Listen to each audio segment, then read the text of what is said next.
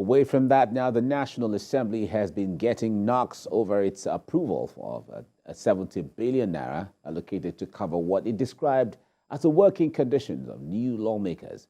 Activists have now promised to seek judicial intervention over the matter. We have details here. Senate spokesperson Yemi Adaramodu stated that none of the 70 billion naira intended to support the working conditions of members of the National Assembly will be distributed to them, adding that the amount will be used to purchase furnishings and carry out repairs in the lawmakers' offices. But this hasn't stopped the uproar that has greeted the announcement. I think that about 306 of them. So if you divide 70 billion by 306 members, we'll be talking about 228 million per member. It's unacceptable. It's believed that the lawmakers are acting in contempt of two subsisting court decisions. In June 2021, the Federal High Court sitting in Lagos ordered the Revenue Mobilization Allocation and Fiscal Commission, RMAFC, to fix the salaries and allowances of members of the National Assembly, so as to reflect the economic realities in the country. The court also ruled that the National Assembly Service Commission has no powers to determine the remuneration and allowances of lawmakers. Justice Chuka Obiozo delivered the judgment in the consolidated suits brought by two lawyers, Monday Ubani and John Nwoku, as well as more than 1,500 concerned Nigerians through the Socio-Economic Rights and Accountability Project, Budget, and Enough is Enough Nigeria. Femi Falana SAN had led the team of lawyers who secured that victory. The law will have to take its course, because the National Assembly members are not above the law of the country. So there's no way you are going to tell members of your constituencies that whereas you are being knocked down by poverty,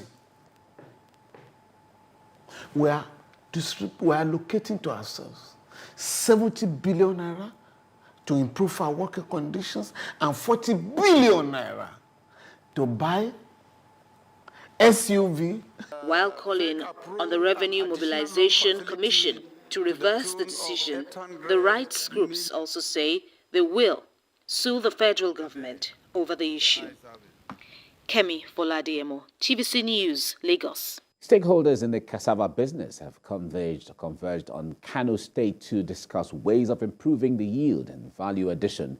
The stakeholders consisting of farmers, academics and institutes, are advocating for more means of producing cassava and bioethanol value chain in the country. TVC News Kano correspondent Ibrahim Isa reports. Bioeconomy is the knowledge-based production and use of molecular biology of plant and animal origin and processes to create a wide range of products and services across all sectors of the economy. Nigeria has been developing its knowledge-based bioeconomy with an emphasis on triple or quadruple helix knowledge transfer partnerships between universities, academia, institutes, and others. Choice relying on the power. These stakeholders have converged on Bayero University, Kano, to engage themselves on the use of innovative technologies and molecular microorganisms of plant and animal origin to produce a wide range of products and services. In this regard, they are targeting support for a pilot project for cassava bioethanol value chain development. The bioethanol project, specifically, it is meant to add value and accelerate the agricultural processes of the country. Nigeria accounts for 25% of the cassava production in the world. And that's why government decided to explore a lot of the value chain in cassava. And the value chain will create a lot of value addition to cassava. The stakeholders believe that if cassava production is improved, it will provide employment opportunities and create wealth, since only 7% of graduates get jobs. They also plan to reach out to students through participating universities by allocating about 20 hectares of land at agricultural teaching farmlands for the growing of cassava hybrid 419 under the supervision of experts. They are also optimistic that doing so will provide economic diversification, clean and alternative energy, and the conversion of bio-waste into bio-wealth.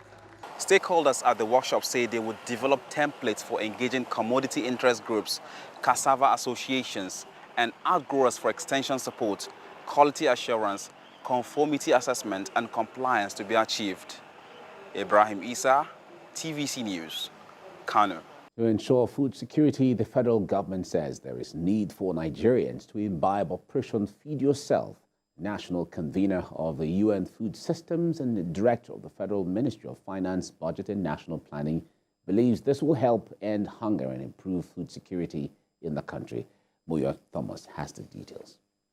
This meeting, organized by the United Nations and the Federal Ministry of Finance, Budget and National Planning for media and other stakeholders in the food value chain, is to reflect on Nigeria's food system. It is a follow-up on the 2021 UN Food System Summit, where the Secretary General tasked all countries to work towards achieving the 17 SDGs, especially on food security.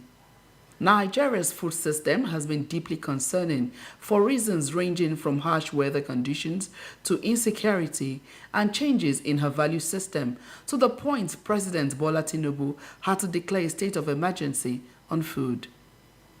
Conveners of this meeting believe Nigeria has prospect to attain food security if only the right steps are taken. If we are talking of food sufficiency, if you plant at the back of your house, in front of your house, and I plant at the back of my house and in front of my house, it will discover that it is difficult for us to complain of not having something to eat. If we have the backyard in the communities, in the villages, and those backyards are seen as national assets, because whatever you do in your house, in your environment, is contributing to the national development. All our efforts are aimed at ensuring equity, inclusivity, livelihood opportunities, youth and gender mainstreaming, with the spirit of leaving no one behind. The World Food Programme Country Director believes a large part of the solution, especially in the Northeast, is achieving peace. You know, we fly helicopters from Maiduguri into the hubs, into Mangunu, into Banki, into Damasak, into Ngala. And you're flying in these helicopters. It's the only way to get there because it's not safe to go on the roads. And you're looking out the window of the helicopter, you're looking at really productive land that's empty. There's no one on the land. Rising cost of food and other commodities have made the transformation of food systems in Nigeria very difficult to navigate and non-negotiable. Moyo Thomas, TVC News, Abuja.